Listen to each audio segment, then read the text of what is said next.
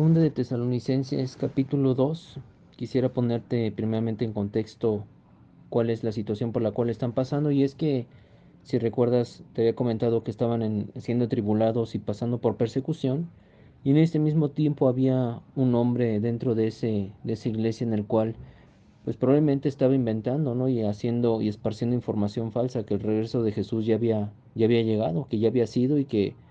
pues deberían de considerar que él ya había venido, ya los había olvidado, ya había sido algo pasado para ellos y ya no tenían otra oportunidad de poder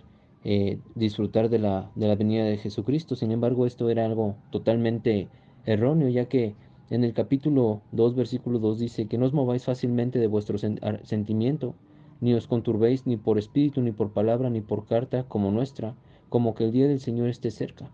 Y estaban tan atemorizados, pues estos hombres, este hombre o hombres estaban metiendo este pensamiento y nos hace pensar primeramente, ¿no?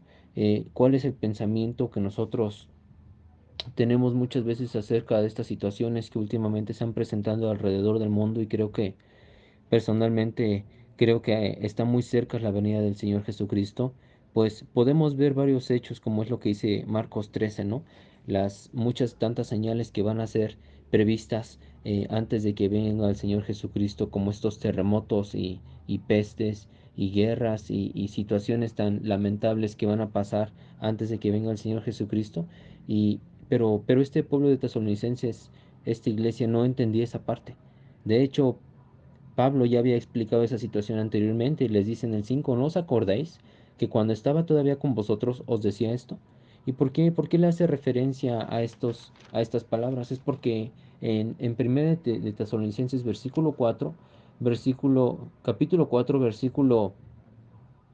16 dice: porque el mismo Señor, con aclamación, con voz de arcángel y con trompeta de Dios, descenderá del cielo, y los muertos en Cristo resucitarán primero. Luego nosotros, los que vivimos, los que quedamos juntamente con ellos, seremos arrebatados en las nubes a recibir al Señor en el aire, y así estaremos siempre con el Señor. Por tanto, consolaos los unos a los otros en estas palabras. Apenas había sido una carta anterior en la cual les había explicado esta situación y ellos ya habían olvidado un tema tan importante, que cuando viniese el Señor Jesucristo iban a ser arrebatados en las nubes junto con Jesucristo,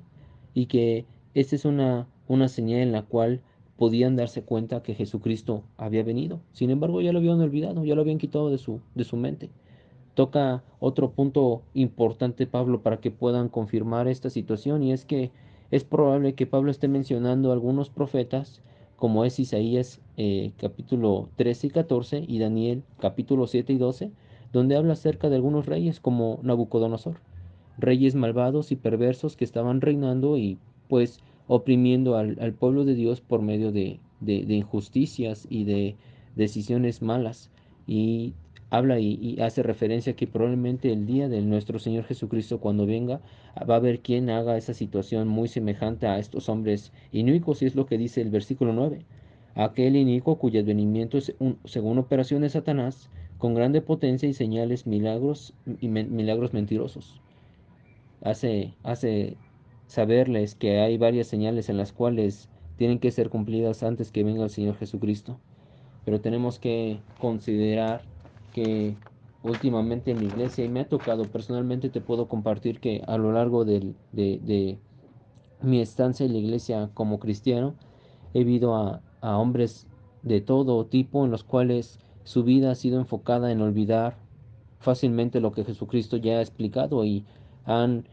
eh, confirmado su vida en cuanto a fechas y probables años en los cuales Jesucristo pudiese estar presente. Y es algo en lo cual yo considero que tú, hermano, tienes que meditar en la palabra de Dios y recordar más que nada cuál es el propósito de su palabra, cuáles son las profecías que Él está hablando, y si hay fechas y cosas por el estilo, no prestar atención a eso ni poner tanto énfasis en cuando esté viniendo, pues el propósito de Pablo con esta iglesia no es ese, no es hacerles saber las fechas y hacerles saber el año exacto en el que va a venir, sino hacerles recordar que esa no es la intención de,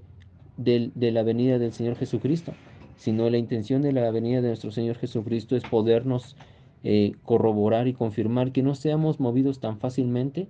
por este tipo de enseñanzas y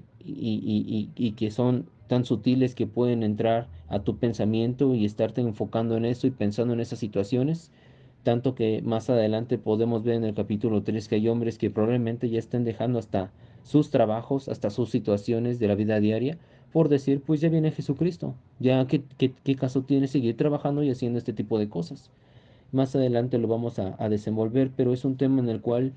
sí puedo confirmarte que hay hermanos que tristemente son movidos tan fácilmente como decir que Jesucristo es un extraterrestre, que viene en un ovni, que en el año 666 o 333 y haciendo connotaciones de números, haciendo hincapié en este tipo de cosas que no traen ningún provecho, pierden su vida y su tiempo y el momento de tocar estos temas tan delicados para con ellos, son lastimados y lamentablemente el propósito de su corazón sale a la luz y son apartados por su propia decisión.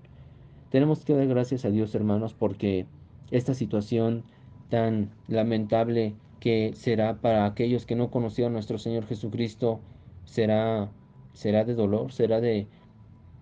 amargura para sus vidas por no haber conocido a nuestro Señor Jesucristo. Pero concuerdo con lo que habla Pablo y es que nosotros tenemos que dar siempre gracias a Dios por nosotros, hermanos amados del Señor, de que Dios nos haya elegido, escogido desde antes del principio para salud, por la santificación de su Espíritu y por la fe de la verdad, que nos dio esa misericordia y nos llamó por medio de nuestro Señor Jesucristo para esa gloria eterna en la cual tendremos. Y confirmados en esta situación, hermanos, tenemos que estar firmes y retener la sana doctrina que hemos aprendido por la palabra, por las palabras de hermanos que lo han confirmado con sus propias vidas, en los cuales no se han enfocado en fechas ni horas, sino en las promesas y en las bondades de nuestro Señor Jesucristo para poder confirmar y consolar nuestros corazones y así poder llevar nuestra vida en santidad y en verdad delante de Él. Y te quiero dejar con una última frase y es que tal vez estás perdiendo el tiempo tratando de averiguar misterios que no han sido revelados y probablemente no los hará porque esos solamente competen a nuestro Señor Jesucristo. Pero puedo decir que te puedes ocupar en poner en práctica lo que ya conoces de la palabra y ser fiel viviendo en obediencia hacia ella.